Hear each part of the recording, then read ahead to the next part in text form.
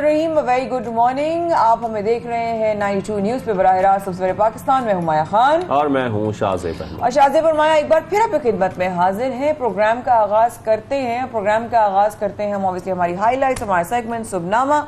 अगर बात ये करें शाहजेब, तो अप्रैल जो है ना, यानी कि अप्रैल, रमजान और मुबारक बाबरकत महीना, रहमतों का, बरकतों का, आसमान से जो है वो हर तरह से जो है आसानियां ही आसानियां। लेकिन इन तमाम, कहते हैं ना, हर चीज में कोई ना कोई चैलेंज जरूर होता है। और इस चैलेंज को मैं अपने अंदाज में कहूंगी, इसकी टोटल जिम्मेदारी मेरी है जो मैं कह रही हूँ कि अप्रैल माँ बाप के हवाले से बहुत भारी रहा। पहले 16, फिर 20 और फिर 22। 16 को दुआ जहरा, 20 को निमरा काजमी और 22 को दीना।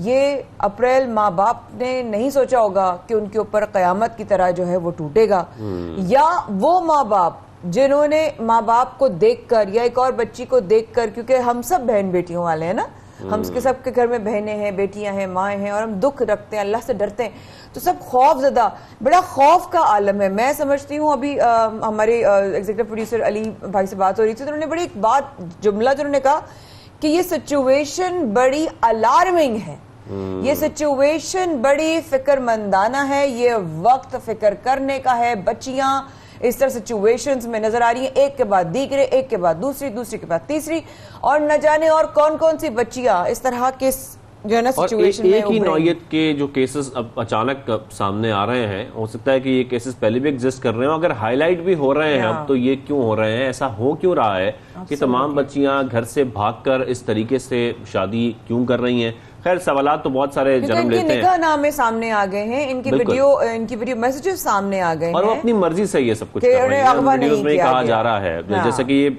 इंकशाफ हुआ है कि पंजाब में मौजूद हैं ये तीनों बच्चियां, और कराची से लापता हुई थी तीनों ये बच्चियां। और जिस तरीके से बताया जा रहा है कि तीनों में एक बात मुश्तरका ये है कि गायब होने के बाद उनके निकाहनामे सामने आ गए हैं, और निकाहनामे तीनों के सामने आ गए हैं, और वीडियो लिंक्स भी के भी अब हम वही से कर रहे हैं। लेकिन साथ में एक बात भी कि बकिया जो 2 दुआ जहरा और निमरा शाहजेब, वो उनके माँ बाप ने कहा है कि भाई वो 14 साल या मतलब कम है उनकी उम्र, वो 18 साल की नहीं है। जबकि दीना की अगर बात करें, जो सोल्जर बाजार से जो है वो 22 अप्रैल की शाम 5 बजे से लापता थी, उनकी उम्र जो 25 साल बताई जा रही है कि वो 25 बरस की थी। लेकिन लड़की के वालिदैन ने बेटी के अगवा की तरह दरखास्त दी, जैसे कि बकिया 2 बच्चियों की भी माँ बाप ने, और सऊदाबाद से लापता निमरा काजमी की भी का एतराफ जो है वो अपने उसमें वीडियो में कर रही हैं। निमरा कहना है किसी ने अगवा नहीं किया, शौहर के साथ खुश हूँ, नजीब शाह रुख से मर्जी से शादी की है। निमरा ने कहा इस पर प्रोग्राम में आगे चल के डेफिनेटली हम बात करेंगे। साथ में आज 2000 को थाने पेश करके बयान भी लिया जाएगा, इस हवाले से भी ये खबर सामने आ रही है। इसके अलावा कल जिस बच्ची दीना के लिए सोशल मीडिया पर आवाज उठाई जा रही थी, और उसका भी निकाह नामा सामने आया है, पूरा सामने आया है ऑब्वियसली। लेकिन साथ साथ एक बात और भी मैं कहना चाहूंगी, अगेन विद माय रिस्पॉन्सिबिलिटी, हम हर चीज के बारे में सुन के ना बहुत अग्रेसिव होके और फौरन इम्पल्सिव होके और फौरन रिएक्शन दे देते हैं। हज़रत अली का कौल है, बहुत गुस्से में कोई फैसला नहीं करो, बहुत खुशी में कोई वादा नहीं करो, पहले सिचुएशन को देखो, परखो और तोलो, उसके बाद हमने फौरन जो है ना, हम जज्बात में आके कभी ये बोल देते, कभी हमें नहीं पता सिचुएशन क्या है। हम हर मामले में इम्पल्सिवनेस का मुजाहरा करते हैं, और अगर इम्पल्सिवनेस की बात करें तो सियासी मैदान में भी बहुत इम्पल्सिवनेस नजर आ रही है। तो अगर उसकी बात करें, मुल्क में एक बार फिर जो है वो धरना जो है वो उसकी एक आवाज आई है, और वो है PTI का, जो कि इस्लामाबाद, क्योंकि इमरान खान साहब ने कहा था ना शाहजेब पिछले हफ्ते भी कि अब इस्लामाबाद को बहुत जल्द इस्लामाबाद से आवाज दूंगा, तो मेरा ख्याल है वो आवाज जो है वो आवाम तक बिल्कुल एक बार फिर इस्लामाबाद में धरना करने का ऐलान कर दिया है इमरान खान साहब ने। कहा इलेक्शन का ऐलान होने तक इस्लामाबाद में ही रहेंगे, यानी कि जब तक इलेक्शन का ऐलान नहीं हो जाता जब तक इस्लामाबाद में रुका जाएगा। यानी कि ये तो मुझे फिर वही वक्त याद आ रहा है धरने के दिन याद आ रहे हैं कि क्या एक बार फिर इमरान खान साहब उसी तरीके से धरना देने जा रहे हैं, इससे पहले दिया गया था और बहुत देर तक दिया गया था वहां पर। कई मेरे ख्याल में कितने दिन वहां बैठे थे, 124 दिन 124 दिन 124 डेज, और रोज का यही था कि बस हम देख रहे थे कि अब क्या हो रहा है, अवाम वहां बैठी हुई है और अब जो है हमने बारिशें भी देखी, तूफान भी देखे, ठंड भी थी, अब गर्मी बहुत ज्यादा है। सुना है हीट वेव बड़ी शदीद आने वाली है। सुना है कि आज से 27 तारीख से 6 या 7 मई तक शदीद जो है वो गर्मी का भी जो है वो एक खदशा है होने का। लेकिन साथ साथ अगर आगे बढ़े सुबनामा में तो वजीर आजम पूरी इत्तेहादी हुकूमत को सऊदी अरब ले जाएंगे, जो कि कल शाहजेब पर डिस्कस कर रहे थे आप लोगों से। शहबाज शरीफ के हमरा 71 रुकनी वफद जो है वो 27 से 29 अप्रैल तक जो है वो दौरा करेगा। मरीम नवाज समेत खानदान के 16 अफराद शामिल हैं जी, क्योंकि ECL से सबके ऑब्वियसली काफी लोगों के नाम निकल गए, तो वो भी निकलेंगे। फजल रहमान साहब, इससे मैंने कहा था, यानी कि मेरी खबर पक्की थी भाई, आपकी बड़ी पक्की खबरें आ रही हैं। पक्की खबरें थी कि फजल रहमान साहब, राहुल भुट्टो, अख्तर मेंगल, आमिर बूती, खालिद मकबूल भी साथ जाएंगे। इस उनका जो प्लान है सऊदी अरब जाने का जो ट्रिप है। साबिक वजीर आजम जो है नवाज शरीफ को पासपोर्ट जारी हो गया है ऑब्वियसली उनका जी नया, और ये पासपोर्ट जो है ना ये 10 साल तक की वैलिडिटी के साथ आ रहा है। बिल्कुल, पासपोर्ट उनको जारी हो गया है, साथ में उनका 27 रमजान मुबारक की शब सऊदी अरब जाने का भी इम्कान है। और साबिक वजीर आजम को डिप्लोमेटिक पासपोर्ट जारी नहीं किया गया, हंगामी बुनियादों पर आम पासपोर्ट 10 साल के लिए उनको जारी हुआ है, लेकिन 10 साल के लिए वैलिड है, तो अब वो ट्रैवल भी कर सकते हैं। मुल्क में तवानाई का बहरान भी संगीन सूरत-ए-हाल इख्तियार कर रहा है, जैसे कि हम आपको अपडेट भी कर चुके हैं। इस पर गुज़िश्ता रोज भी हमने आपको बताया था कि बिजली का जो शॉर्टफॉल है वो 7468 मेगावाट तक पहुंच गया है, और इसी वजह से हम देख रहे हैं मुल्क के बड़े शहरों में 10-10 घंटे 8-8 घंटे लोड शेडिंग हो रही है। देही इलाकों में 14-14 घंटे लोड शेडिंग हो रही है, और ये लोड शेडिंग मजीद बढ़ती जा रही है। जैसे जैसे शदीद गर्मी बढ़ती जा रही है, शिद्दत आ रही है गर्मी में, ऐसी लोड शेडिंग में भी शिद्दत आ रही है, और लोग बड़े परेशान हैं क्योंकि रमजान भी है, रोजे भी हैं और गर्मी भी। अल्लाह रहम करे, जब शदीद सर्दी होती है तब लोड शेडिंग हो रही है, जब शदीद गर्मी होती है तब गैस की लोड शेडिंग उरूज पर होती है। गैस की लोड शेडिंग उरूज पर होती है। लोगों को ना मतलब बिजली वैसी महंगी होगी, पर यूनिट वैसी पैसे इजाफा होते रहते हैं, फिर उसके बाद आवाम कहती है ना बिजली हीटर चलाओ ना गैस तो आई नहीं, तो फिर अब क्या करें।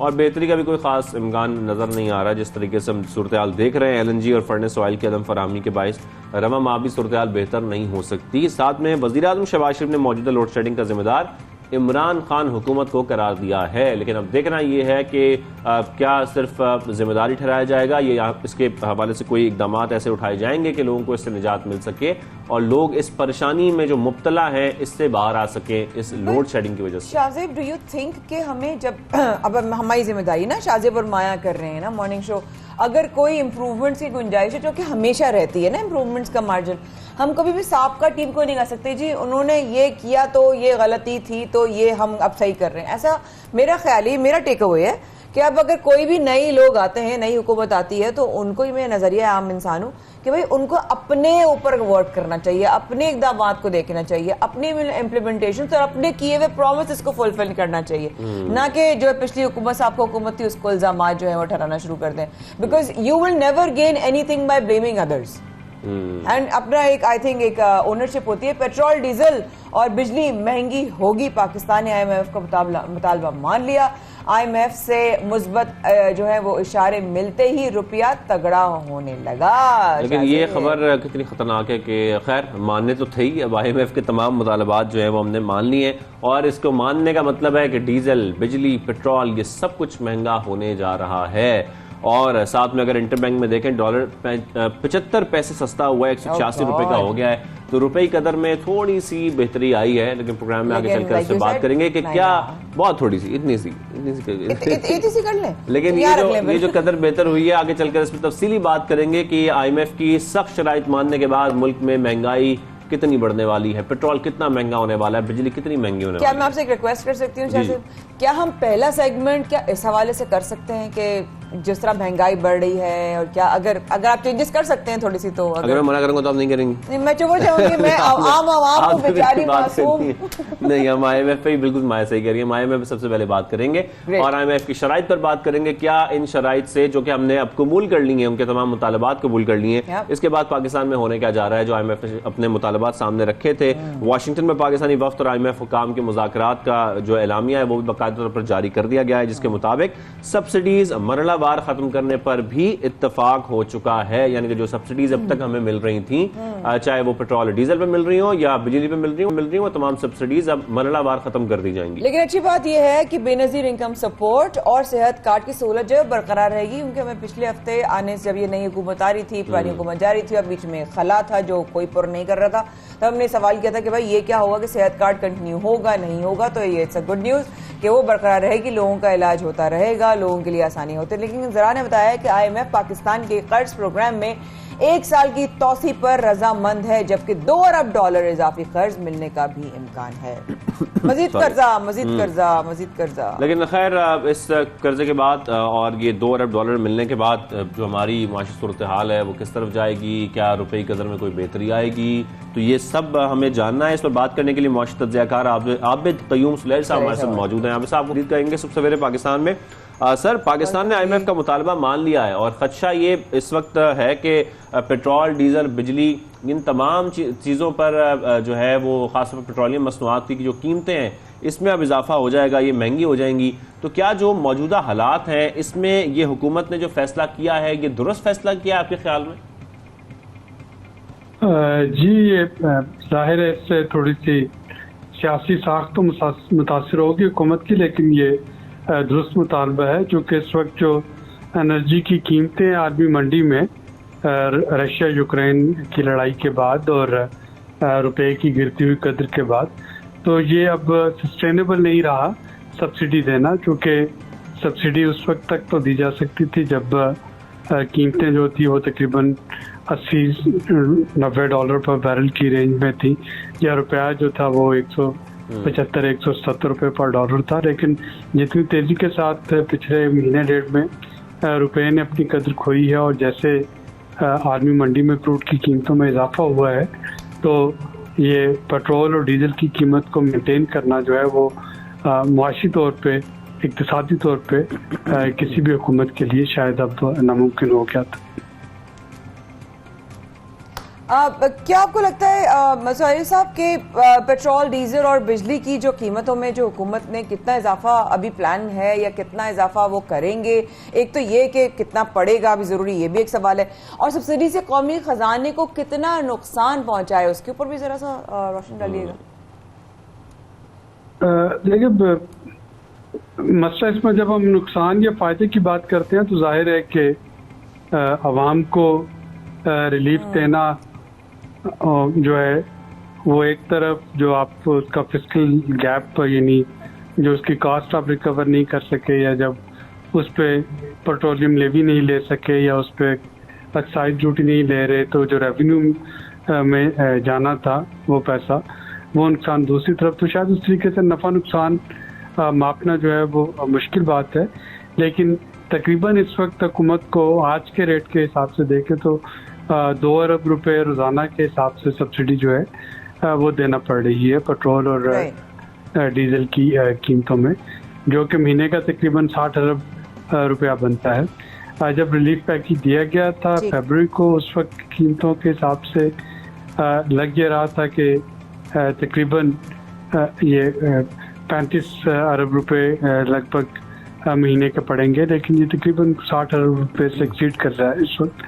तो जो आप एक तो सब्सिडी देना, दूसरा वो जो लेवी और जो एक्साइज ड्यूटीज उस पर जो सेल्स टैक्स है जो कि जाना चाहिए कौमी खजाने में, उसका ना जाना, तो ये 2 तरह के नुकसान जो हैं वो मुआशी लिहाज से हुकूमत को हो रहे थे। लेकिन आबिद साहब, यहाँ पर सवाल ये भी पैदा होता है कि जिस तरीके से बात ये की जा रही है कि मरहलावार सब्सिडीज को खत्म किया जाएगा, तो कौन सी चीजों पर पहले सब्सिडीज खत्म की जा रही हैं? देखिए, जो 2-3 सब्सिडीज जो कि फौरी तौर पर ख़त्म होंगी, पेट्रोल की जो कीमत है उसको पास ऑन ग्रेजुअली किया जाएगा। इसी तरह से डीजल की कीमत जो है उसको पास ऑन किया जाएगा। पेट्रोल पे शुनीद ये है जो आपने भी पिछला सवाल किया था, तो शायद कोई उस पर 15 से 20 रुपए लीटर का इजाफा मुतवक्को है। डीजल जो है वो कोई 40 से 50 रुपए पर लीटर का इजाफा मुतवक्को है। अब ये हुकूमत कितना कुशन लेती है, क्या इसको 10-10 रुपए करके बढ़ाती है या एकदम से बढ़ाना पड़ता है, तो ये देखना होगा जब मुआशी टीम वापस आती है वाशिंगटन से, तो वो शायद ज़्यादा बेहतर बता सकें कि वो किस तरीके से इसको बढ़ा सकेंगे। लेकिन ये जो एनर्जी की सब्सिडीज थी इनको वापस लेना होगा। इलेक्ट्रिसिटी बिल्स पे जो सब्सिडी थी उसको वापस लेना पड़ेगा। तो मेनली जो एनर्जी की सब्सिडीज हैं उसको हुकूमत को वापस लेना होगा।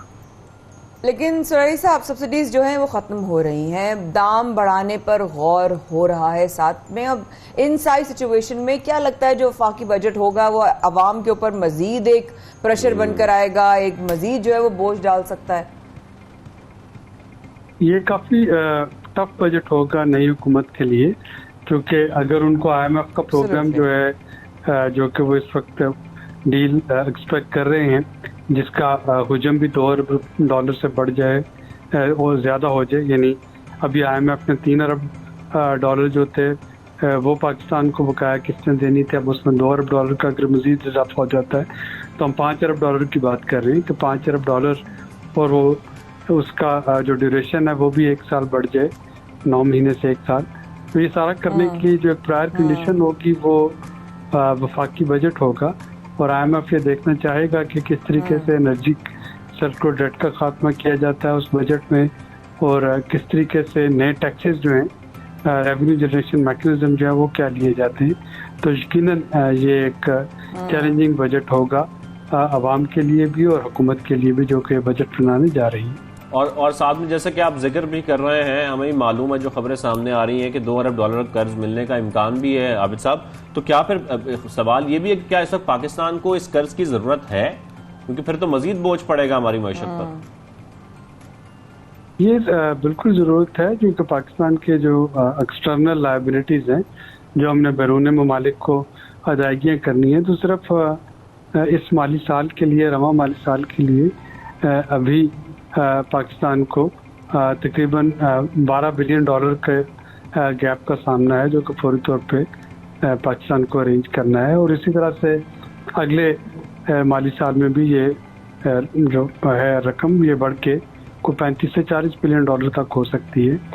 ये क्यों हो रही है? ये चूँकि हमारी इम्पोर्ट्स एक रिकॉर्ड लेवल पे हैं, रिकॉर्ड हाई है, कमोडिटी मार्केट में इनकी कीमतें हाईएस्ट हैं, एनर्जी की कीमतें दुगनी हो चुकी हैं और हमारी एक्सपोर्ट कम है। तो वो जो डॉलर का गैप है, डॉलर आने और डॉलर जो हमने अदा करने हैं, तो वो गैप का कहीं से तो पूरा करना है। तो अगर एक्सपोर्ट से वो गैप पूरा नहीं हो रहा तो फिर जाहिर है कि हमें उसके लिए उधार लेना पड़ेगा, कर्ज लेना पड़ेगा, और वो कर्ज IMF से मिलता है, और IMF जब कर्ज देता है तो फिर बाकी जो लेंडर हैं, वर्ल्ड बैंक और ADB वगैरह, वो भी कर्ज देते हैं। तो पाकिस्तान के इस प्रोग्राम में रहना पाकिस्तान की मजबूरी है।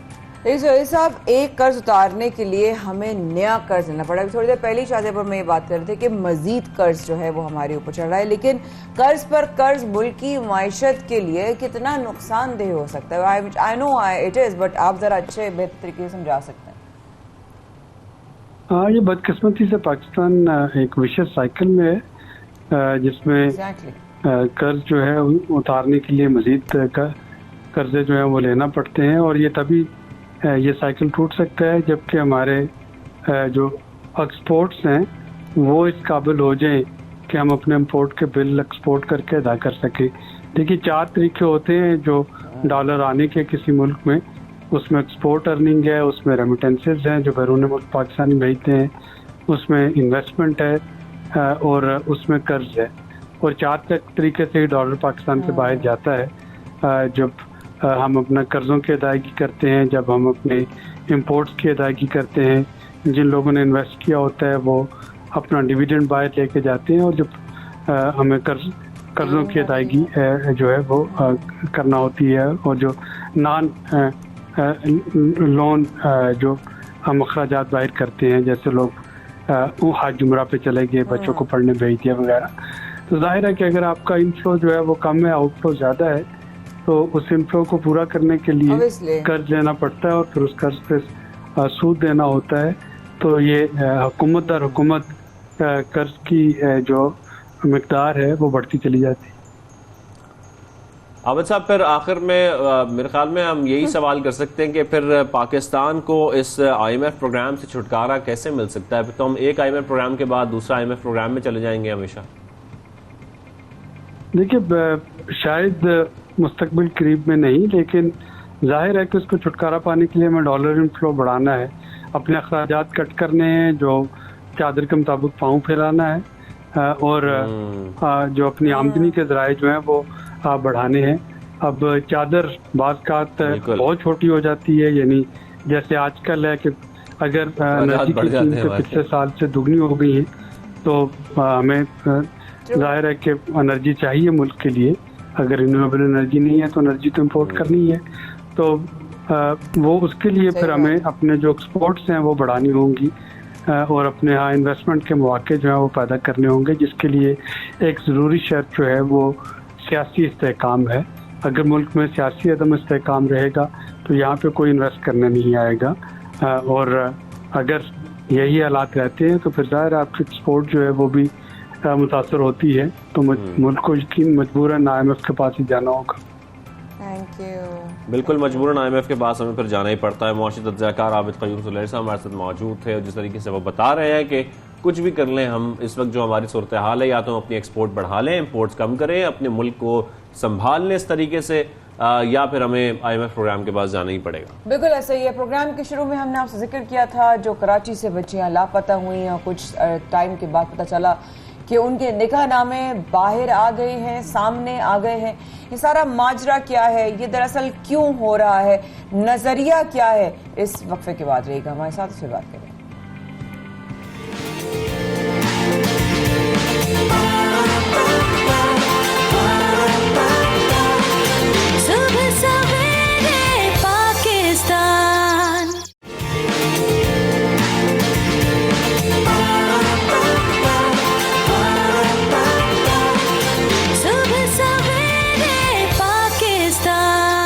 Welcome back. आप देख रहे हैं सुबह सवेरे पाकिस्तान। ब्रेक से पहले माया जिक्र कर रही थी दुआ ज़हरा के केस का, और इसमें एक अपडेट आई है, एक ड्रामाई मोड़ आया है इस गुमशुदगी केस में।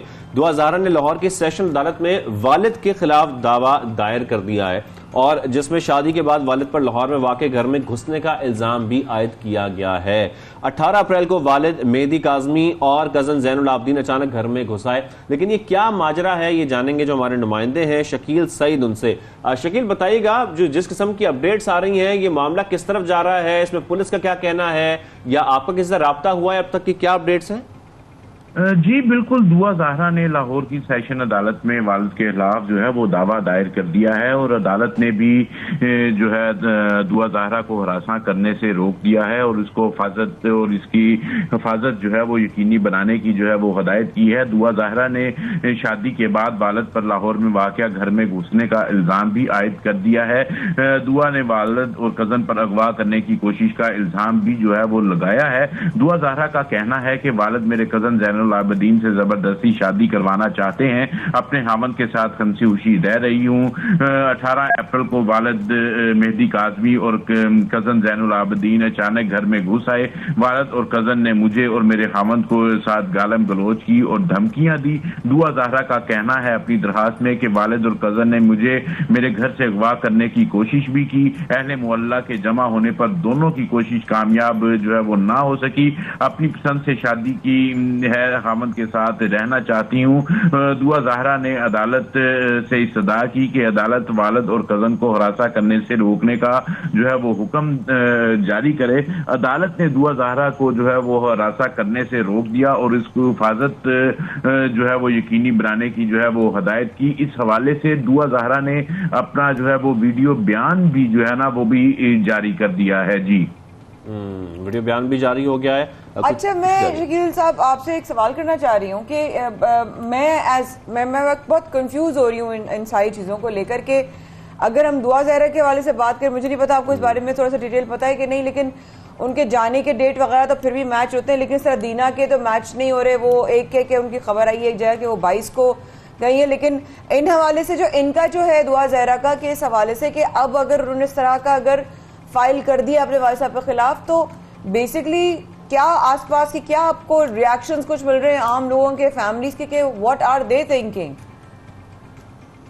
अदालत ने जो आर्डर जारी कर दिया है और साथ पुलिस को भी प्रोटेक्शन का हुक्म दिया है और साथ ये भी हदायत की है कि जो है दुआ ज़हरा को हरासा ना किया जाए। और जो दुआ ज़हरा ने जो अपना बयान दिया है अदालत में, उसने कहा है कि मैं बालग हूँ और 18 साल मेरी उम्र है। इस पर भी जो है वो अब चूंकि अदालत की वो प्रोटेक्शन में है, उसके खिलाफ जो है वो कोई किसी किस्म की कार्रवाई नहीं हो सकती। अगर वो नाबालिग होती तो फिर शायद पुलिस जो है वो उनको वो लेकर उनके वालिद के हवाले कर देती, और उस पर अदालत भी जो है वो इस मामले में नाबालिग बच्चियों को वालिदैन के हवाले जो है वो करती हैं।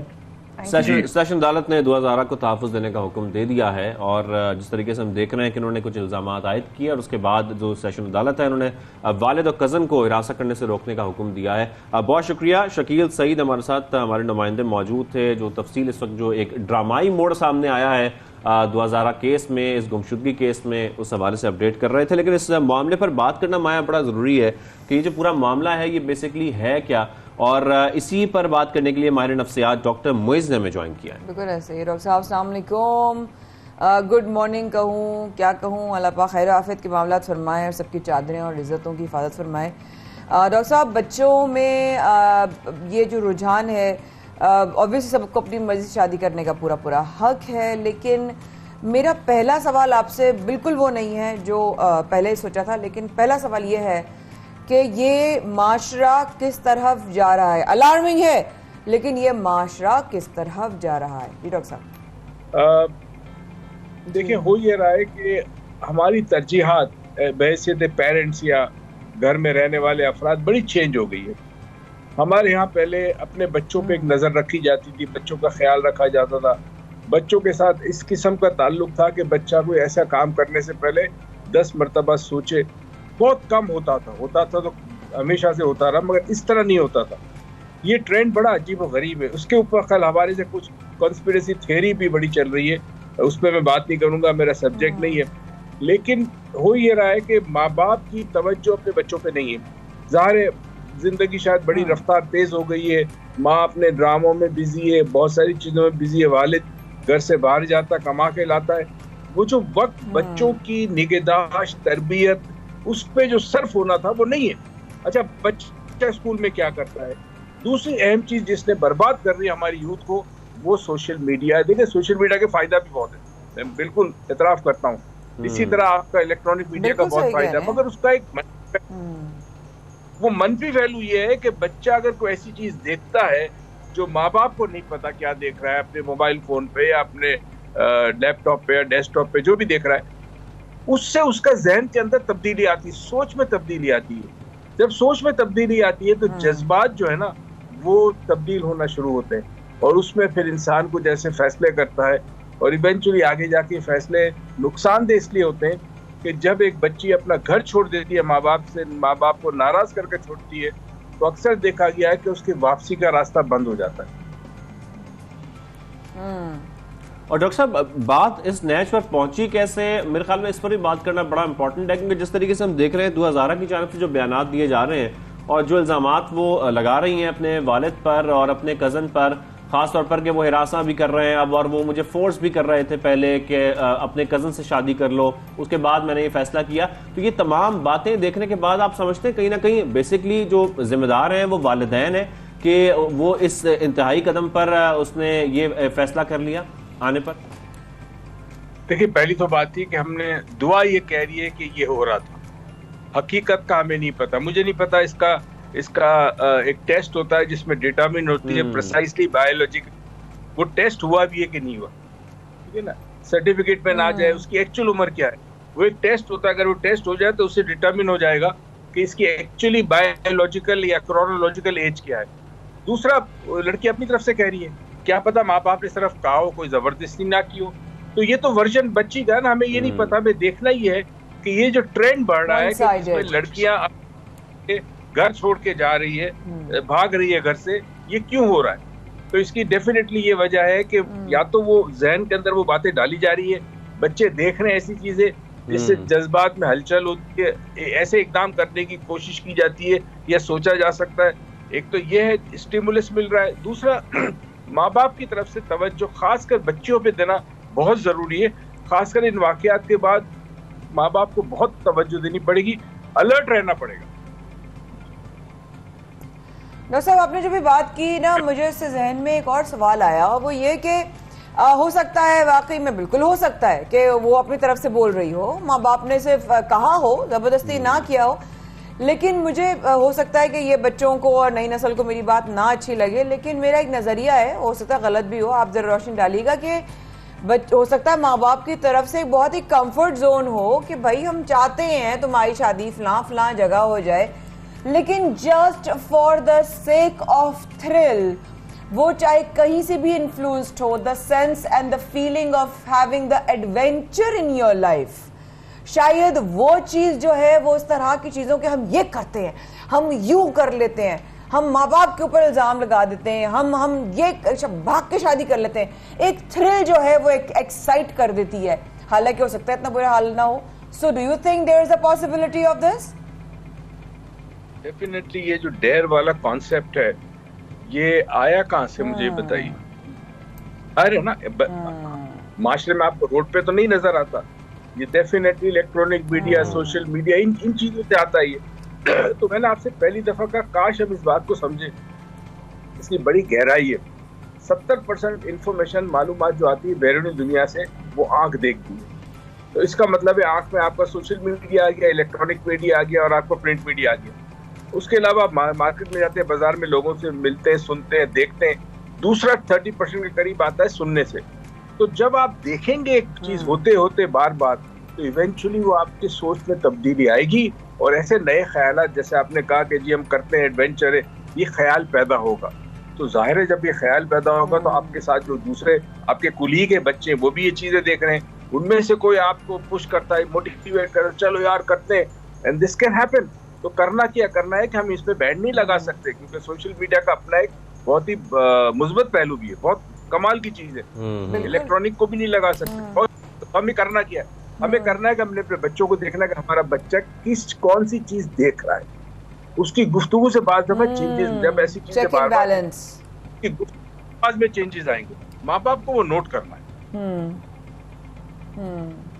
खासतौर पर डॉक्टर साहब, इस एज में बच्चों की ज़हनी कैफियत होती क्या है? जी बताइएगा। जी डॉक्टर साहब, देखिए 14 इयर्स की एज के बाद है ना, बच्चा अपनी शनाख्त ढूंढ रहा होता है, यानी दुनिया में एक जगह बना रहा होता है। अब उसे आप ये नहीं कहते तुम ये कपड़े पहनो, वो कहेगी नहीं मुझे तो ये पसंद है, मेरे दोस्त तो ये। वो सोशल लाइफ में भी और टोटल मतलब अपनी जिंदगी का एक मकसद ढूंढने लगता है। मकसद से मेरी मुराद वो रूहानी मकसद नहीं, मगर एक यहाँ प्लान करता है कि मैंने आगे क्या करना है, मेरे दोस्त कौन सा करियर चूज कर रहे हैं, तो ये वो किया है, मैं क्या करना चाहता हूँ। बिल्कुल ये खतरनाक एज। इस एज पे नजर रखनी होगी माँ बाप को बहुत ज्यादा। अगर तो इस पे नजर ना रखी तो आपको नहीं पता कि वो कौन सा बीज आपके बच्चे के जरखे जमीन, सहन की जमीन में डाला गया है, जो आगे जाके क्या तो कांटे निकलेंगे या फूल निकलेंगे। तो हमें बड़ा इसके ऊपर बड़ी आपने टॉपिक लेके आए, इसको बार बार डिस्कस किया करे, हर हफ्ते महीना एक दफा इस पे बात किया करे। माँ बाप देखते कब पैदा हो के कुछ करो भाई, अपने बच्चियों पे नजर रखो। और दूसरी चीज, हम जाते शादी जबरदस्ती नहीं कर सकते। आपका दीन उसको हक दे रहा है बेटी को कि वो अपनी मर्जी का शौहर चूज कर सकती है, हाँ या ना कर सकती है। तो आपने पैर तो जबरदस्ती नहीं करनी।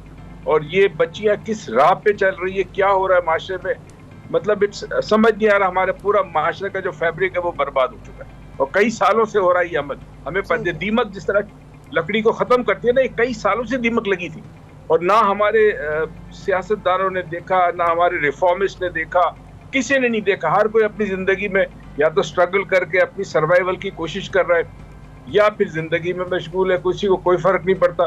तो इवेंचुअली ये दीमक करते करते उस नहज पे पहुंच गई कि जहां आपकी बच्चियां घर छोड़ के जा रही है। ये देखिए इक्का दुक्का वाकया हर चीज एक्सट्रीमिज्म पे आ जाता है। बिल्कुल डॉक्टर साहब की बात काट रही हूँ, लेकिन हर चीज एक्सट्रीमिज्म की तरफ आ जाता है। अब अगर इस तरह केसेस आए हैं तो माँ बाप जो हैं वो, जिनके शायद बच्चे इस तरफ होंगे भी नहीं, ना वो खेलते होंगे ना वो फालतू चीजें देखते होंगे, लेकिन उनके ऊपर भी एक जबरदस्ती की सख्ती होना शुरू हो गई होगी। क्या सख्ती इलाज है, नजर इलाज है, कंफर्ट जोन बहुत ज्यादा और बहुत कम के बीच में एक लकीर को मेंटेन करना है, क्या है? क्या सख्ती, किस तरह की सख्ती? बच्चे की सख्ती इस तरह से करे कि उसको जो, अगर आपने कोई चीजें मुयस्सर करनी है उसको कंफर्ट जोन में ना जाने दे, या कंफर्ट जोन प्रोवाइड ना करे। अगर बच्चा कंफर्ट जोन का आदी है तो ये सख्ती होगी। बिला वजह को ऐसी गालियां देना, बुरा भला कहना, उसकी इज्जत देना, उस मजरू करना, वो नहीं करे। तो एक तो ये कि उसको सख्ती बैलेंस में करनी चाहिए कि ठीक है, तुम एक हफ्ते के लिए काम नहीं करोगे, तुम 2 दिन के लिए अपने दोस्तों से नहीं मिलोगे, दैट्स फाइनल, तुम्हारी पॉकेट मनी नहीं मिलेगी, इस तरह की कोई चीज। हमारा बहुत बड़ा प्रॉब्लम माशरे में, एक तबका ऐसा है, अल्लाह ने उनको बहुत दिए, वेल ऑफ लोग हैं, वहां बच्चों को बहुत ज्यादा कंफर्ट जोन में रखा गया, और इस कंफर्ट जोन की वजह से उन बच्चों के अंदर ऐसे बिहेवियर पैदा हो गए कि अब वो कोई गलत भी करेंगे तो माँ बाप जो है वो कुछ नहीं कर सकते, वो अप्रूव करेंगे, डिसअप्रूव नहीं कर सकते। यानी उनको उनके बच्चों के पीछे चलना, ख्वाहिशात के पीछे चलना होगा, चाहे ख्वाहिशात गलत क्यों ना हो। तीसरी चीज जो बड़ी इंपॉर्टेंट है वो ये है कि मैं फिर आपसे कह रहा हूँ, मुझे इस मुल्क में उन लोगों को जो करता धरता है उनको ये बात समझानी होगी कि कोई शख्स टीवी पे आके जब कुछ बोलता है तो उसके अल्फाज और उसकी बॉडी लैंग्वेज नजर आती है, वाले बेहतर करते हैं, तो इसको चेंज कराने बिल्कुल। आपका कमेंट हमारे पास आया है, और जिस तरीके से हम देख रहे हैं, जैसे डॉक्टर साहब भी कह रहे हैं, ये जो पूरा मामला है इसमें जो पेरेंटल आपकी रोल है वो भी बड़ा इंपॉर्टेंट है कि किस तरीके से आपने पेरेंट्स अपनी जिम्मेदारी निभानी है और किस तरीके से बच्चों को ये बात समझानी भी है कि वो इस किस्म के कदम ना उठाएं, इस नैच पर ना पहुंचें, और उसका एक तरीका है, वो तरीका हम सबको अपनाना होगा, खासतौर पर अपने छोटे बच्चों के साथ, उन तमाम बच्चों के साथ जिन पर हमें लगता भी है कि वो इस किस्म के जो कदम है वो उठा सकते हैं माया, उसको रोकने के लिए पेरेंट्स को किरदार अदा करना पड़ेगा। पता है, ये सिचुएशन जब से सामने आना शुरू हुई है ना, जैसे मेरे पास, मेरे दिमाग में तो बहुत सारी बातें ऑब्वियसली आती हैं, दिल में भी बहुत सारी बातें आ रही हैं वो, और लेकिन वो बोली नहीं जा सकती, बहुत सारे सोच है जो बहुत सारी चीज़ें शेयर नहीं की जा सकती। तो मैं उस कश्मकश में हूँ कि अल्लाह मैं इस चीज़ को कैसे समझूँ कि इसका दरअसल एक्चुअल हल क्या है। क्या माँ बाप को इस्लाह की ज़रूरत है, या बच्चों को इस्लाह की ज़रूरत है, क्या माशरे को इस्लाह की ज़रूरत है, क्या हर एक को इस्लाह की ज़रूरत है अपने अपने एंड पर? क्योंकि ये कोई भी किसी भी एंड में जाके नुकसान माशरे का हो रहा है, नुकसान इज्जतों का हो रहा है, नुकसान सफेद पोशी का हो रहा है, नुकसान पर्दे का हो रहा है, नुकसान ये हो रहा है कि इज्जतें कोर्ट में जा रही हैं, बाप के खिलाफ जो है वो हम वो कर रहे हैं, पर इल्जामात लग रहे हैं। एब्सोल्युटली। खैर ये इल्जामात क्यों लग रहे हैं, ये केस आहिस्ता आहिस्ता खुलता जाएगा, सामने आएंगी चीजें, और भी बहुत सारी सामने आएंगी चीजें यकीनी तौर पर, लेकिन इस पर हम बात भी कर लेते हैं। मजीद जो कानूनी इसके पहलू हैं वो क्या हैं, कानूनी माहिर एडवोकेट रमशा चौधरी साहब हमारे साथ मौजूद हैं। रमशा साहब, आपको भी खुशामदीद कहेंगे सुबह सवेरे पाकिस्तान में। जिस तरीके से हम ये पूरा केस देख रहे हैं दुआ ज़हरा वाला, और खैर इसमें अभी कुछ अपडेट्स भी आ रही हैं, लेकिन क्या घर वालों की गवाही या मौजूदगी के बगैर निकाह रजिस्टर्ड हो सकता है? कानून क्या कहता है इस पे? जी, बेसिकली देखिए, हमारे पास 2 तरह के कानून हैं पाकिस्तान के अंदर। एक हमारा अपना शरई लॉ है और दूसरा लैंड ऑफ द लॉ है, लॉ ऑफ द लैंड है, सॉरी। तो हमारे पार्लियामेंट ने कुछ कानून बनाए हुए हैं, कुछ कवानीन हैं जिनको हमने फॉलो करना होता है। शरई तौर पर तो कुरान बेसिकली कोई स्पेसिफाई एज नहीं करता, लेकिन स्कूल्स ऑफ थॉट्स ने ये कहा हुआ है कि बच्चे जो हैं जब एज ऑफ प्यूबर्टी अटेन कर लेते हैं, बालिग हो जाते हैं, तब उनकी शादी या उनका निकाह हो सकता है। अब हमारे यहाँ पर पाकिस्तान के अंदर एक एक्ट है, child restraint act, child marriage restraint act 1929। उसका सेक्शन 4 बेसिकली ये कहता है कि गार्डियन के बगैर एक लड़की की शादी नहीं हो सकती और रजिस्टर भी नहीं हो सकती, और लड़की की एज जब 16 हो जाती है तो उसके बाद गार्डियन अगर कंसेंट देता है तो फिर बच्ची की शादी हो भी सकती है और रजिस्टर भी हो सकती है। बट अब पाकिस्तान के अंदर ये होता है कि वी हैव सीन गर्ल्स जो जाती हैं और जाके शादियां कर लेती हैं और वो अंडर एज होती हैं, तो पेरेंट्स जो है वो FIRs कटवाते हैं फिर लड़के पर, और फिर लड़के पे ब्लेम्स ये आते हैं कि उसने किडनैप किया, इंसाइट किया और फिर जिना के लिए उसको फोर्स किया। तो जब लड़की को कोर्ट में पेश करने का कहा जाता है, वो कोर्ट में आती है, कोर्ट में आके वो अपना बयान दे देती है कि नहीं, I did it with my own consent.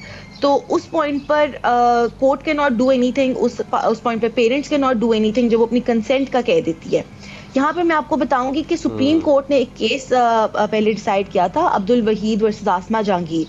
तो उस केस के अंदर भी सुप्रीम कोर्ट ने ये कहा था कि वली की कंसेंट इज नॉट रिक्वायर्ड। तो बेसिकली लॉ इस बात पर बहुत रिजिड भी है, कहीं पर फ्लेक्सिबल भी है।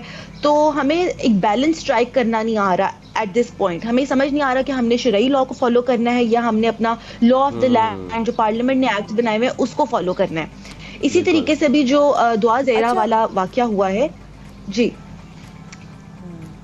रमशा, मेरे ये सवाल आ रहा था वो ये कि उसने अपनी जो वीडियो है दुआ ज़हरी की, उसने कहा कि जी मैं बालिग हूँ और मुझे अपने घर में खुश रहने दिया जाए, जबकि उसके माँ बाप का कहना है कि वो 14 बरस की है, जबकि उसके निकाह नामा पे है कि वो 18 बरस की है। आपको क्या लगता है कि क्या हकीकत हो सकती है, मतलब कहाँ किधर लगता है कि झूठ बोला? क्योंकि देखिए मैंने बड़े केसेस देखे हैं रमशा, जिसमें झूठी एजेस लिखवा के बच्चियों ने निकाह कर लिए हैं। मैंने पहले भी देखे इस तरह के केसेस।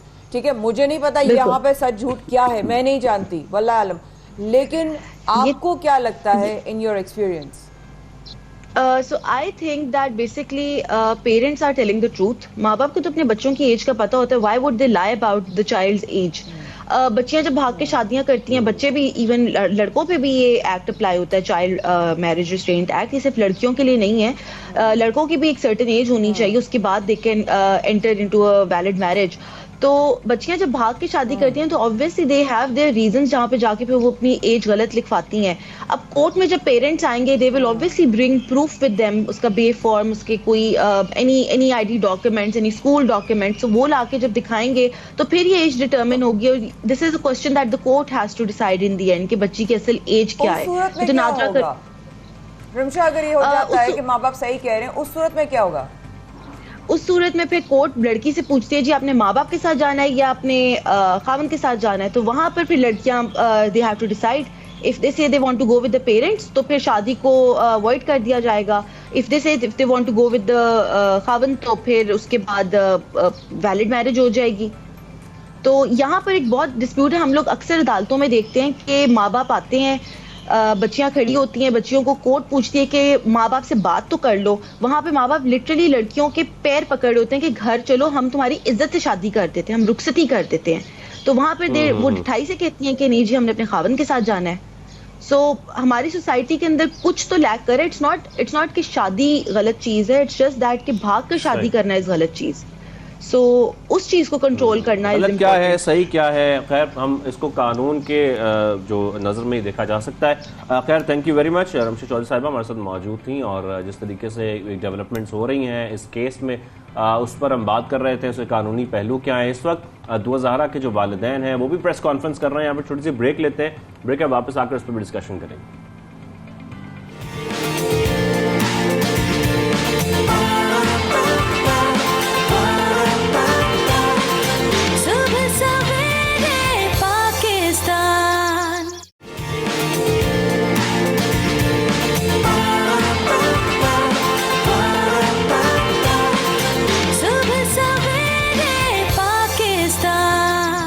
Welcome back. आप देख रहे हैं सबसे पहले पाकिस्तान, माया खान और शाहजेब अहमद के साथ। ब्रेक से पहले बहुत सारे मौज़ूआत पर गुफ्तगू हो चुकी है और ब्रेक के बाद अब हम कुछ जिक्र करेंगे मौसम का, कि मौसम की जो शिद्दत है, गर्मी की शिद्दत है, बहुत बढ़ती जा रही है। माया खान, क्या आपको भी लग रहा है गर्मी बढ़ गई?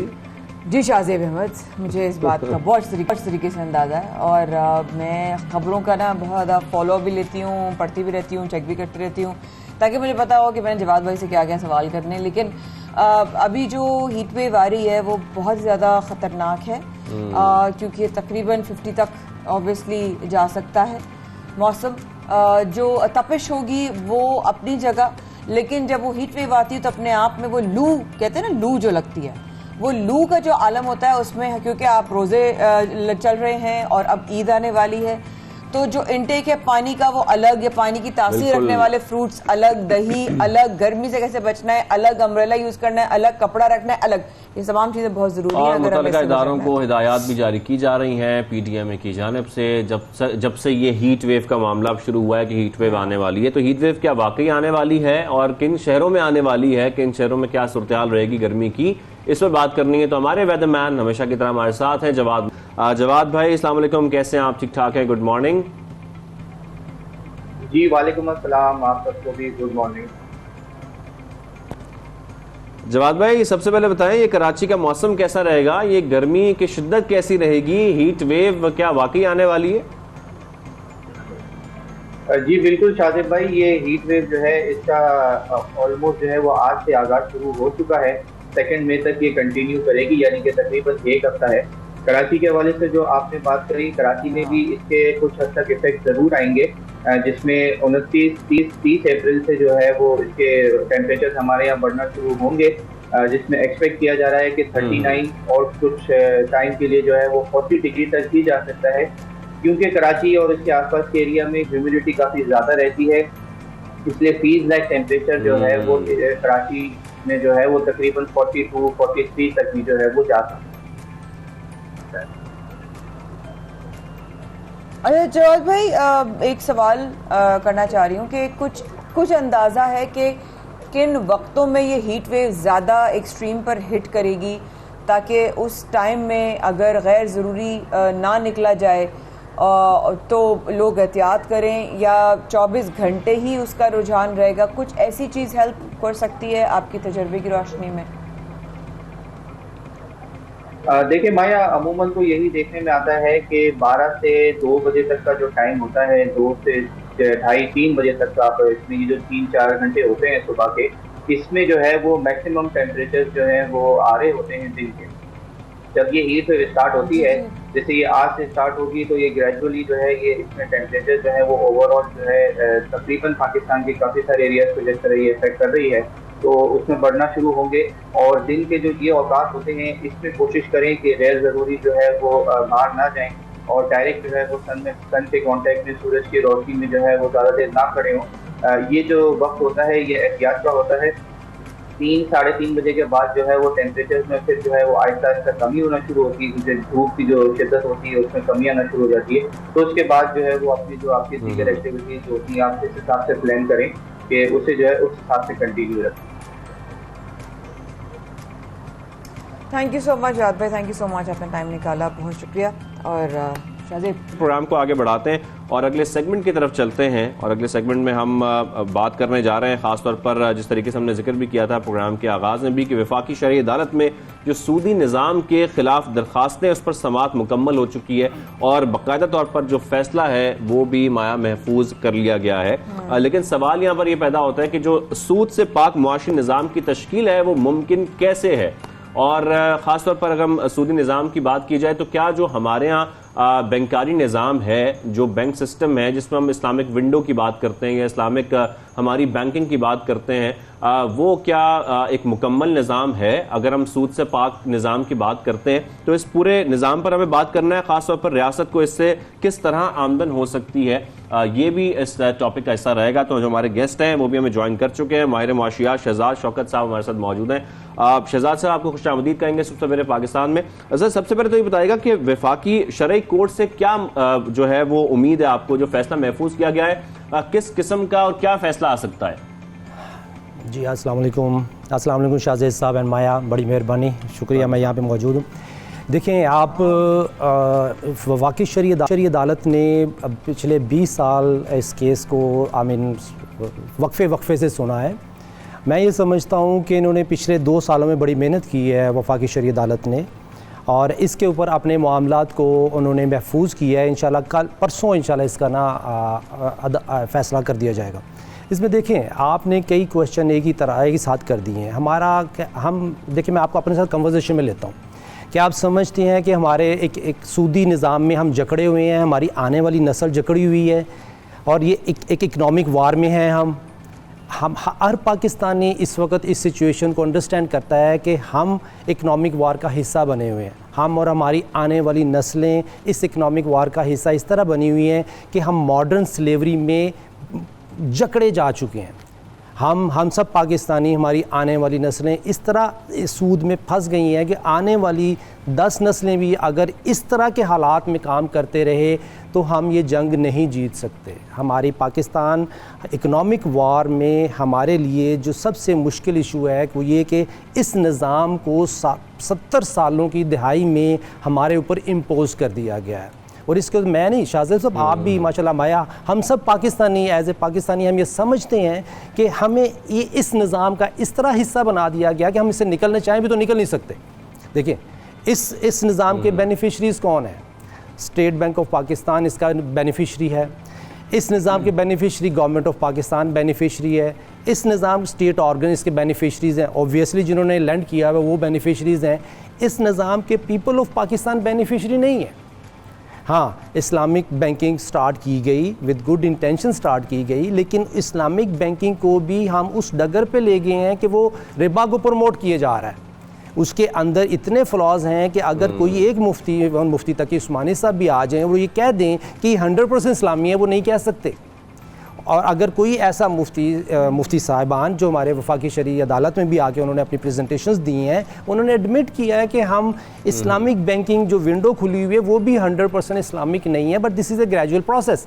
आहिस्ता आहिस्ता हम इस पोजीशन में पहुंच जाएंगे कि इसको इस्लामिक कर लें। बारह इसके एक लंबी वजूहात हैं, मैं सिर्फ चंद एक पॉइंट की तरफ जाऊँगा आपके साथ।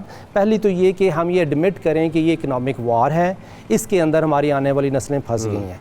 और इस इकनॉमिक वार में शाहज़ेब साहब हम क्या ये जीत सकते हैं? क्योंकि दूसरी तरफ अपोनेंट अल्लाह और उसका रसूल है। हम ये इकनॉमिक वार जिसमें सूद में फंस गए हैं, हम जीत ही नहीं सकते जितनी मर्जी कोशिश कर रहे हैं। हाँ, दुनिया की तमाम ताकतों से पाकिस्तानी अवाम लड़ सकती है, इंशाल्लाह जीत सकती है, लेकिन ये जो वार है ना, इसके अंदर हमें देखना पड़ेगा कि सूद के अंदर ऐसे क्या मामलात हैं जिसको अल्लाह ने मना किया।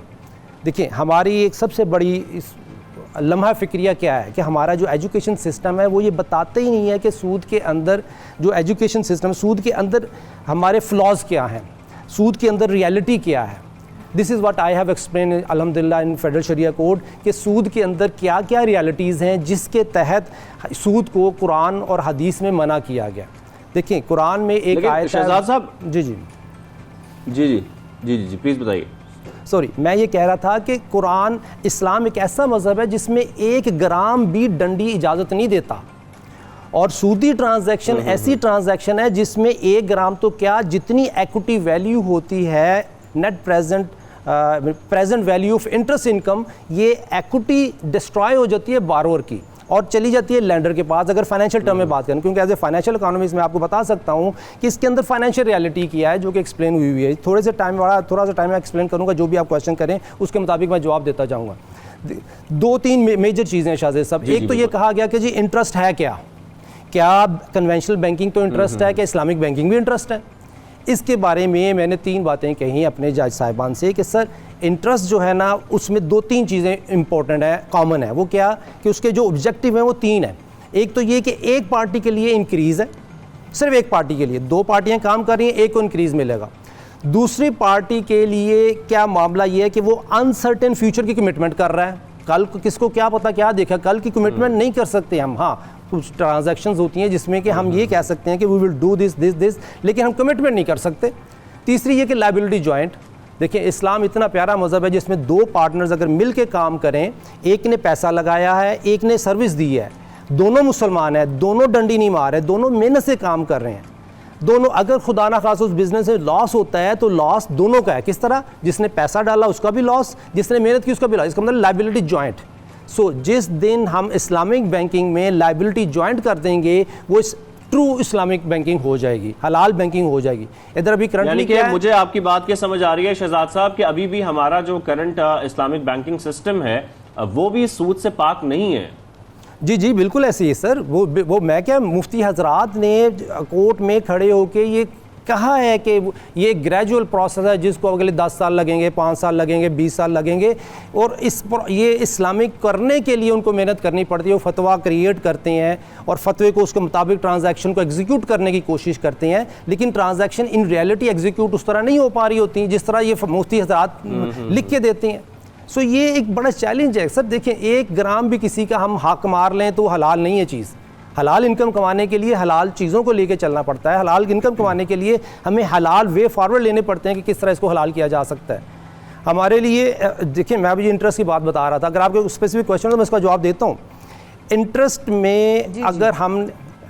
में अगर हमने एंगेज रहना है ना, तो हम ये वार जीत नहीं सकते। हमें बेसिकली इसको ये करना पड़ेगा कि अपने मामलात को पैरेलल बेसिस पे इस तरह चलाना पड़ेगा कि ये सिस्टम, चूंकि हम इससे हट नहीं सकते, ये हमारी जड़ों में घुसा हुआ है, इसके पैरेलल हमें ऐसी ऑर्गन, ऐसा स्टेट ऑर्गन क्रिएट करना पड़ेगा जिसको हम पैरेलल बेसिस पे चलाएं और उनको ट्रू इस्लामिक इंजंक्शंस पे रखें, और उसके बाद लोगों को चॉइस दें कि आपने ये अभी एग्जिस्टिंग बैंकिंग सिस्टम का हिस्सा बनना है या इस सिस्टम का हिस्सा बनना है। सो जिसको वो चाहिए वो उस पर चले, जिसको ये चाहिए इस पर चला जाए। अभी तो वो हमारे पाकिस्तानी के पास चॉइस ही नहीं है ना।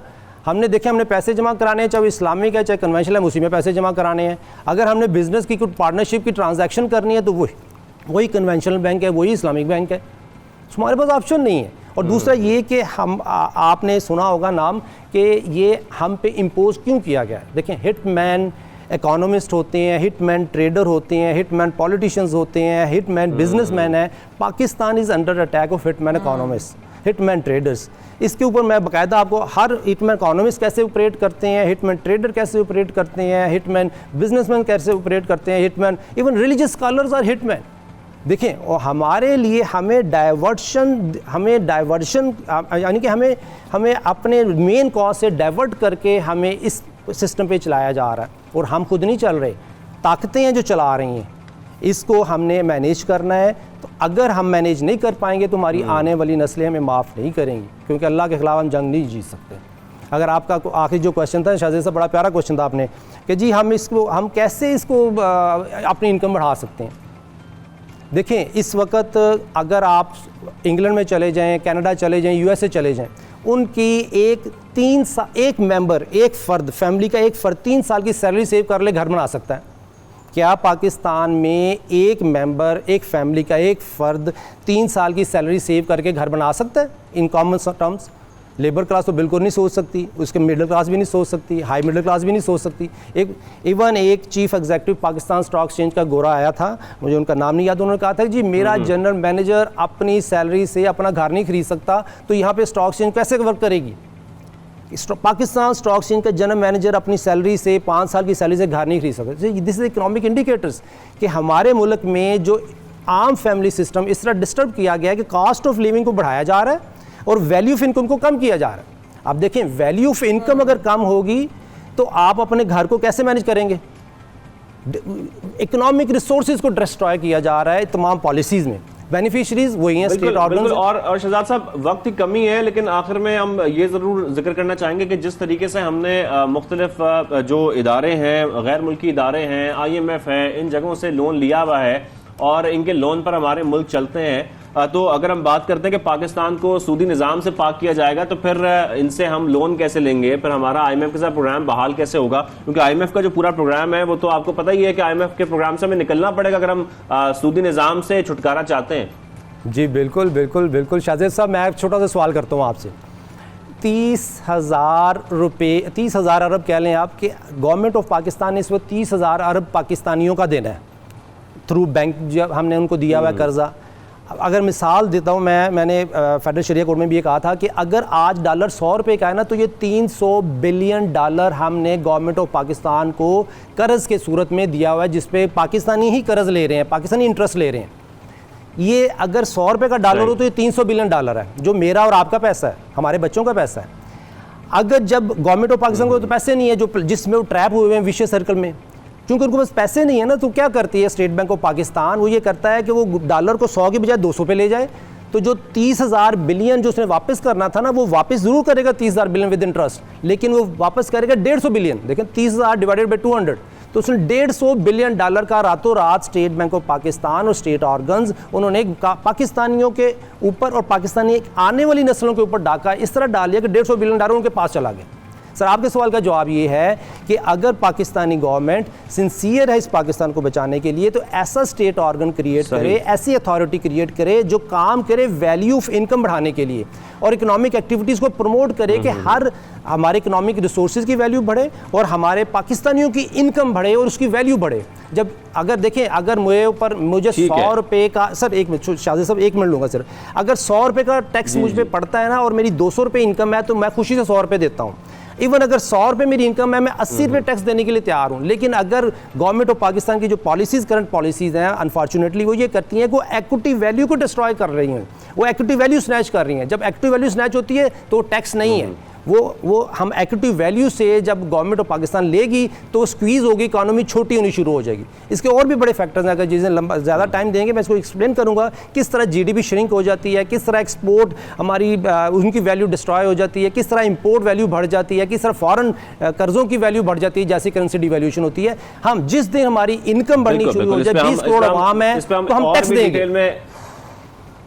बिल्कुल बिल्कुल। और आज हमारा जो टॉपिक था उस पर आपने बड़ी तफसीलन इस पर पूरी जो है हमें आगाही भी दी है और साथ में डिटेल में बताया भी है, खासतौर पर जो हमारे इकोनॉमिक रिसोर्सेज हैं उसको हमें इंपॉर्टेंस किस तरीके से देनी है। Thank you very much. Shahzad Shaukat साहब हमारे साथ मौजूद थे, माहिर मुआशियात हैं, और जिस तरीके से वो बता रहे थे सूदी निज़ाम से पाक होने के लिए हमें क्या करना पड़ेगा, लेकिन ये मुमकिन नज़र नहीं आ रहा हमें, जिस तरीके से वो एक्सप्लेन कर रहे थे। माया बिल्कुल ऐसा ही है। बहुत शुक्रिया आपके वक्त का। प्रोग्राम में आगे बढ़ते हैं। सिंध के हवाले से एक अगर मैं बात करूँ तो 9वां बरस यानी कि पिछले साल और पिछले कुछ महीनों में 3 माह के दौरान खसरा से 23 बच्चों की अमवात हो चुकी है, ठीक है, जबकि अब तक 805 बच्चे खसरा से मुतासर हो चुके हैं, ठीक है। कराची समेत सिंध के 19 अजला खसरा से मुतासर हैं। गुज़श्ता बरस 15 नवंबर से 27 नवंबर तक खसरा और रुबेला की वैक्सीनेशन मुहिम भी चलाई गई थी। और साथ साथ अगर बताऊं, मुहिम के दौरान 9 महीने से 15 साल तक 1 करोड़ 90 लाख बच्चों को टीके लगाने का जो है हदफ रखा गया था। अच्छा, अब खसरा से फैलने की क्या वजह है, ठीक है, वालिदैन को एहतियात क्या करनी चाहिए, कैसे ये अलार्मिंग है, क्यों इस पर आज प्रोग्राम में बात हो रही है। ऑब्वियसली हमारी हमेशा की तरह हमें जिन्होंने ज्वाइन किया है उनका ताल्लुक paediatrician, Apple tree paediatrics and director maternal and child health IRD Pakistan से। हमारे साथ मौजूद डॉक्टर अनूकी खान। अस्सलाम वालेकुम। वालेकुम सलाम। गुड मॉर्निंग, कैसी हैं आप? I'm fine, thank you. ये सीरियसली जो मैंने फैक्ट्स एंड फिगर्स शेयर किए हैं ये सही है? या क्यों हो रहा है बच्चों के साथ इस तरह? मतलब हर बीमारी की जो स्प्रेड होती है ना, कंटेजियस एबिलिटी अलग अलग होती है, ठीक है। खसरा की जो होती है इज हाईली कंटेजियस।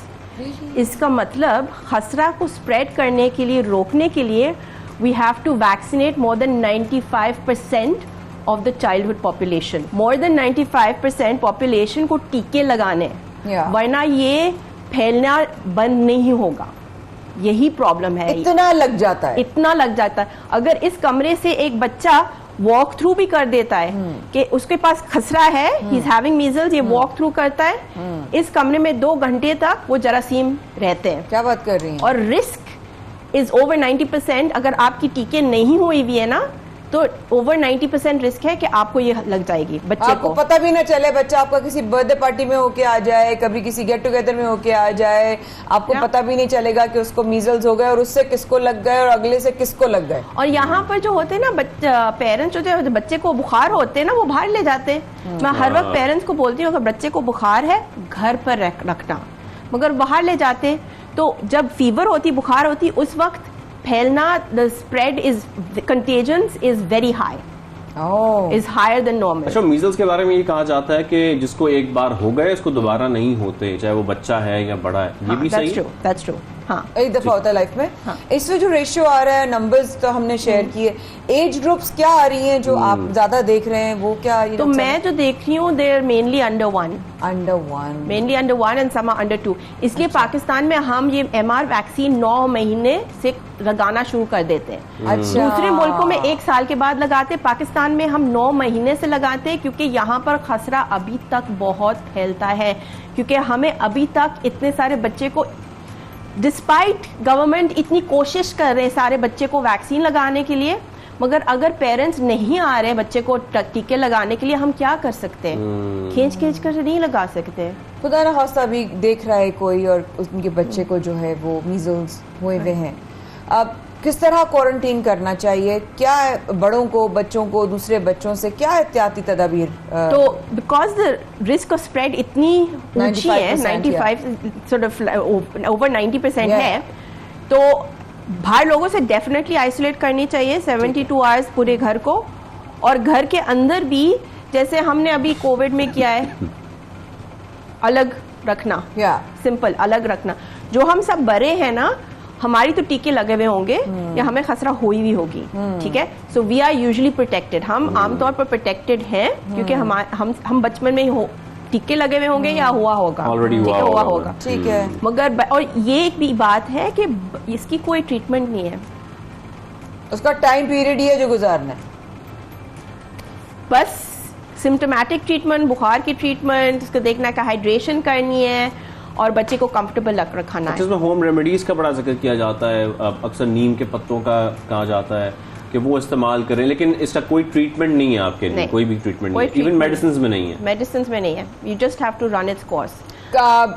साइंस जो होती है, अगर आपकी एक्सपोजर है तो 7 to 21 डेज तक सिम्टम्स शुरू होती है। ये जो सिम्टम्स होती है वो नॉन स्पेसिफिक होती है। हाई फीवर, बच्चे की बहुत शदीद बुखार होती है, बच्चे बहुत बीमार लगते हैं, नज़ला, जुकाम, खांसी, ये सारी चीज़ें होती है और आपको समझ में नहीं आ रहा कि बच्चा इतना बीमार क्यों हो रहा है नज़ला जुकाम के साथ। और फिर 3-4 दिन बुखार होने के बाद वो रैश शुरू हो जाती है जिस्म पे। तो the rash is the typical sign, वो टिपिकल साइन सिम्टम होती है।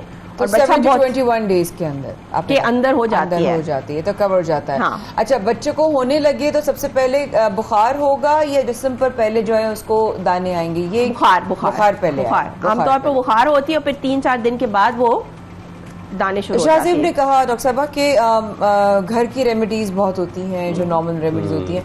एक चीज जो है कि जैसे आपने कहा, अगर पहले बुखार होता है सबसे पहले बच्चे को वो एक जो सिरप होता है जिसमें पैराडोल या पैरासिटामोल वो दे देते हैं, तो वो क्या है सूरत में दे सकते हैं? कोई प्रॉब्लम तो नहीं? कोई प्रॉब्लम नहीं, मगर याद रखना है कि पैरासीटामोल कोई इलाज नहीं है। और बुखार बच्चे को कुछ नहीं कर रहा है, जरासीम बच्चे को बीमार कर रहा है, बुखार नहीं कर रहा है, जरासीम करना है। तो आप गंदी जगह रखे हुए हैं और आप उसको पैरासिटामोल दिए जा रहे हैं तो वो फर्क नहीं आएगा। एक और बात याद रखें, जब बच्चे को खसरा हो रहा है ना, मीजल्स, उसकी इम्यून सिस्टम सप्रेस्ड हो रही है, नीचे जा रही है। तो ये बच्चे 20% ऑफ दिस चिल्ड्रन, 10 to 20%, 20% ये बच्चे, इनको सेकेंडरी इन्फेक्शन हो जाती है, न्यूमोनिया, मेनिंजोएन्केफेलाइटिस, और ये बहुत शदीद बीमार हो जाती है और ये मर भी सकते हैं। अल्लाह ना करे, अल्लाह। जब इस नंबर से शेयर किया बड़ा डर लग रहा है देख करके। और फिर जो वो बच्चे जो ठीक हो जाते हैं खसरे के बाद, उनके मेरे ख्याल से तकरीबन 10% और लेस देन दैट 7-10 साल के बाद ये एक पैनकेफेलाइटिस होती है, बीमारी होती है जिसकी कोई क्योर नहीं है, और बच्चे की प्रोग्रेसिव पैरालिसिस हो जाती है और इंतकाल हो जाते हैं। अल्लाह। अच्छा, और एक और चीज है, जो मीजल्स हैं ये बेसिकली आपके सिर्फ अपर बॉडी पर होते हैं या आपके जो ऑर्गन्स हैं उस पर भी हो जाते हैं? No, the rash is तो आउटसाइड, मगर everything, the immune system is attacked. 7 से 21 दिन का कोर्स पूरा हो गया, इसमें आपने कहा होकर खत्म भी हो जाते हैं। अब बच्चे की बॉडी को क्या चीजों की जरूरत है जिसको लाजमी देना है ताकि उसकी बॉडी और उसकी बोन्स और उसका सिस्टम स्ट्रांग हो जाए? अच्छी तरीके से खाना, पानी पीना, balance diet and lots of water, और देखना है कि आपके बच्चे के सारे टीके लगे हुए हैं। और अगर आपके घर में खसरा हो रहा है तो आप जाकर फौरन देखना कि सारे बच्चे की टीके लगे हुए, और एक टीका काफी नहीं, 2 टीके होते हैं। तो गवर्नमेंट में भी 9 महीने और 15 महीने पर MR टीके, ये बिल्कुल मुफ्त टीके हैं। अपने बच्चों को 9 महीने से जो है खसरा के टीके लगवाइए ताकि आपके बच्चे की सेहत, इम्यून सिस्टम स्ट्रांग हो। ये हमारी तरफ से मैसेज है। Saba, thank you so much for your time, like always. It was pleasure having you on the show, and please make sure करें कि अगर आप बच्चे की अपनी अच्छी जिंदगी चाहते हैं, सेहतमंद जिंदगी चाहते हैं, तो प्लीज ये टीके जरूर लगवाएं। प्रोग्राम में अभी थोड़ा सा वक्फा लेते हैं, शाहज़ेब अम्मा की इजाजत दीजिएगा, अभी वापस आते हैं।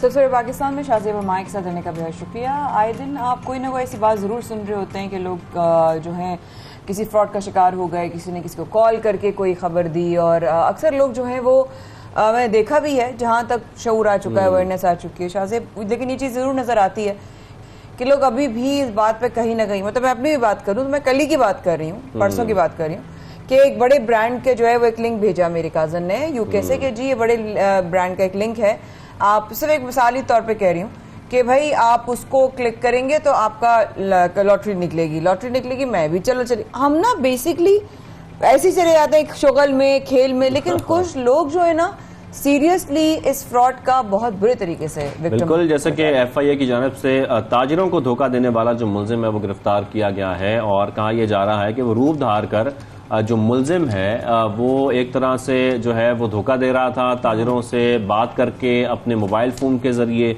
और साथ में जिस तरीके से ये भी कहा गया है कि सेनेटर मौला बख्श चांडिया और MPA नदीम सिद्दीकी का रूप धारा उस बंदे ने, और रूप धार कर उनसे जो है उनको धोखा दिया, और धोखा देकर तकरीबन 5 लाख से 10 लाख रुपए तक के फ्रॉड किए हैं इन अफराद के साथ, इन ताजिरों के साथ।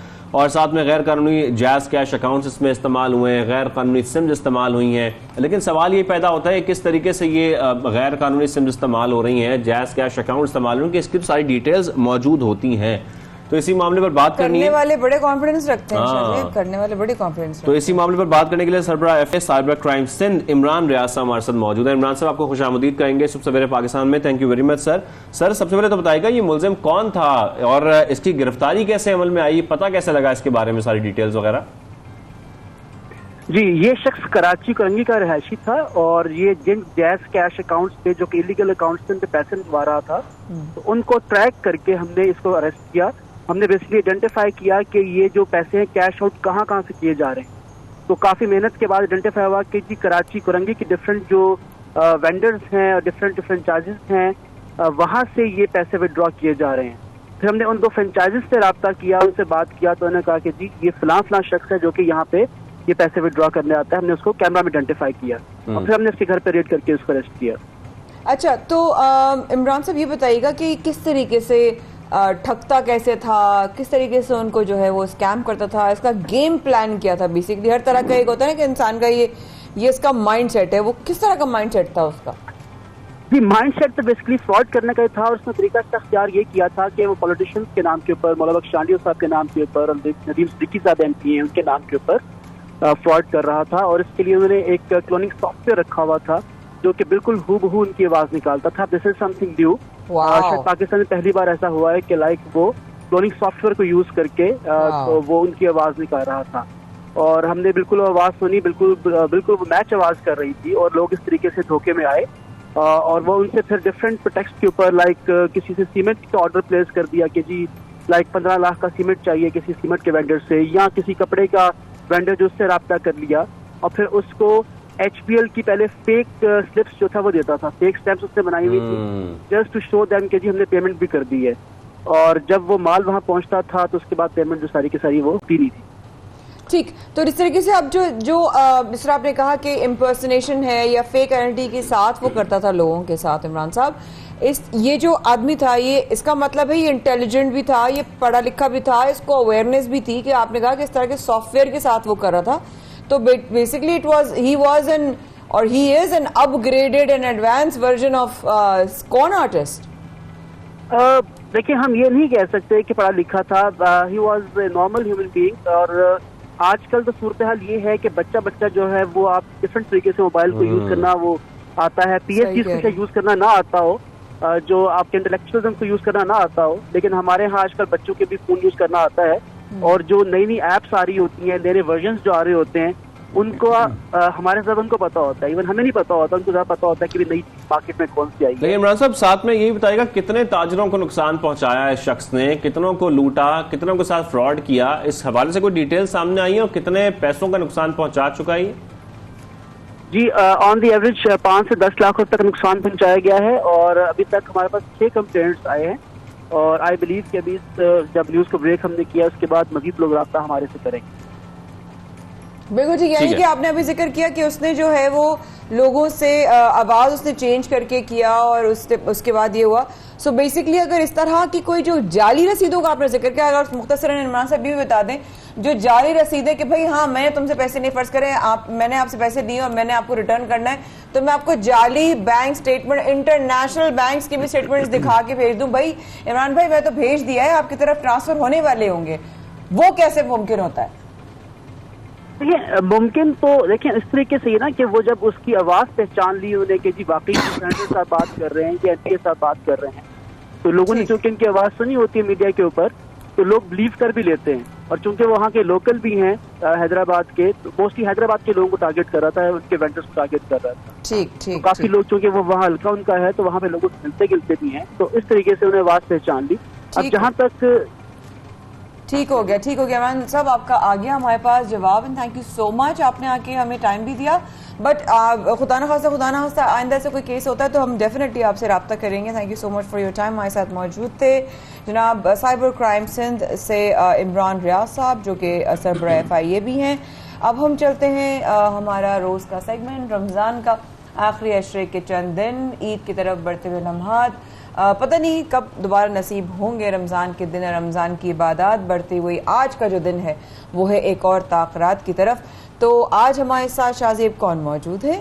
बिल्कुल, आज हमें कराची स्टूडियोज़ में ही ज्वाइन किया है नातवा मोहम्मद अरशद लोधी साहब ने। अरशद साहब अस्सलाम वालेकुम, कैसे हैं आप? खैरियत से? वालेकुम अस्सलाम, अल्हम्दुलिल्लाह, आप लोग कैसे हैं? हम रोज़ाना की बुनियाद पर हमें नातवा ज्वाइन करते हैं शो में, और हम गुफ्तगू से पहले कोशिश करते हैं उनसे कोई कलाम सुन लें, कोई नात सुन लें, उसके बाद हम गुफ्तगू आगे बढ़ाएंगे। जी बिल्कुल, खूबसूरत कलाम पेश करते हैं। जी प्लीज़। सुभान अल्लाह, आपने मुझे वो नात याद दिला दी जो मैंने एयरवाई के लिए पढ़ी थी, लम्बियाती, और तो वही याद आ गई। बड़ी खूबसूरत अशार हैं इस नात के, क्या बात है। और ये मैं बचपन से सुनता आ रहा हूँ, ये कलाम मुझे ज़ाती तौर पे खुद बहुत पसंद है। ज़ाती तौर पे आप ज़ाती तौर पे पसंद सबसे ज़्यादा किसके फ़ैन हैं, किसको पसंद करते हैं? जी शोभा नात के हवाले से अगर बात करें तो मेरे उस्ताद हैं मोहतरम मोहम्मद राशिद आज़म मरहूम, जो इस दुनिया में नहीं है, लेकिन वो बड़ा साथ था जी हमारा, बड़ा साथ। मेरी उनसे तकरीबन ये समझ लें 18 इयर्स का साथ रहा। वो बाकायदा नात जो है ना मैंने उन्हीं से लर्निंग की। तो उन्हीं की मोहब्बत में, उन्हीं की आसानियों के लिए नात लिखते भी हैं। साथ बिल्कुल। तो मैं जो उनके उस्ताद हैं फरीद राशिद भाई, जो हमारे बहुत ही मोहतरम मेरे भाई, मेरा बड़ा साथ रहा उनके साथ ट्रांसमिशंस में, तो मैं कहूँगी राशिद भाई की खूबसूरत सी नात, ताकि वो आपकी तरफ से एक मोहब्बत भी होगी। ये समझ लीजिए कि राशिद भाई बहुत कम उम्र में बहुत ज्यादा काम कर रहे हैं और उनकी कमी फील होती है अभी तक। बिस्मिल्लाह। करने रोज़े का दीदार,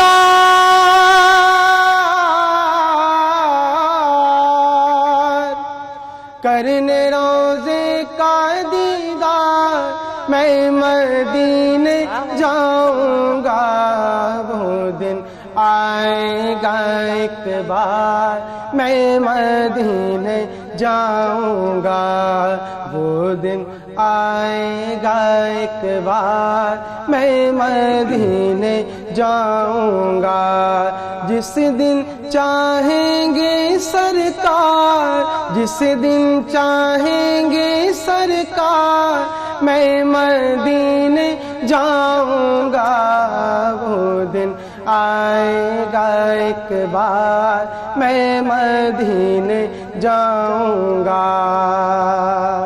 शाही मदीना रहमत आलम नबियों के सरदार, देखिए कब दिखलाए अपना नूरानी दरबार, देखिए कब दिखलाए अपना नूरानी दरबार, मैं तो हूँ कब से तैयार, मैं तो हूँ कब से तैयार, मैं मदीने जाऊंगा, वो दिन आएगा एक बार, मैं मदीने जाऊंगा। है आमिना में मीम है, लीमा में मीम है, मेहराब में है मीम, तो मिंबर में मीम है, एहराम में है मीम तो ज़मज़म में मीम है। क्या क्या फजीलतें हैं मोहम्मद के मीम